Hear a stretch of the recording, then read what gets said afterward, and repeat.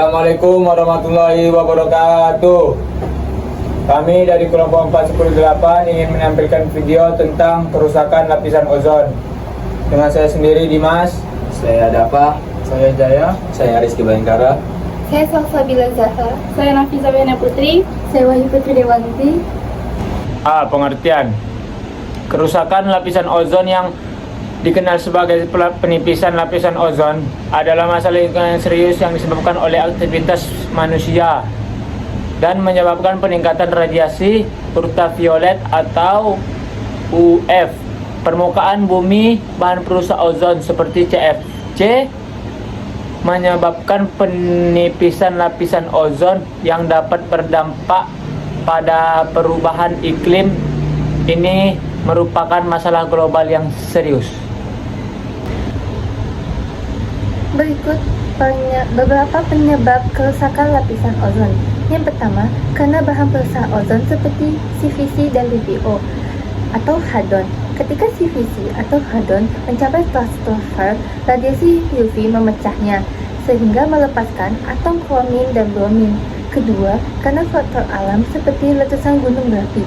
Letusan gunung berapi menyebabkan pendinginan suhu di permukaan bumi karena lapisan aerosol vulkanik merendam sinar matahari. Penipisan lapisan ozon dapat menyebabkan peningkatan radiasi UVB yang mencapai permukaan bumi. Hal ini dapat berdampak serius pada kesehatan manusia juga lingkungan.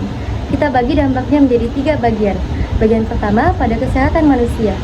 Akan ada peningkatan risiko terkena penyakit kanker kulit karena radiasi UVB merupakan salah satu faktor utama timbulnya penyakit kanker kulit. Yang kedua, katarak. Paparan radiasi UVB yang terlalu berlebihan bisa menimbulkan penyakit katarak.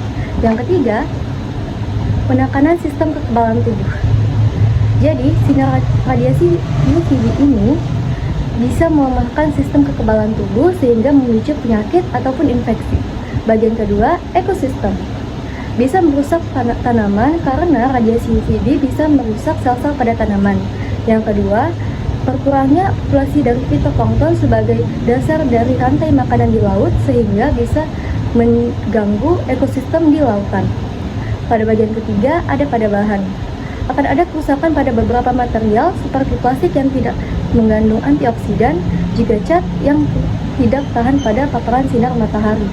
Upaya penyelamatan lapisan ozon. Berkat kerjasama internasional melalui protokol Montreal, penggunaan AFC dan halon telah dikurangi secara drastis.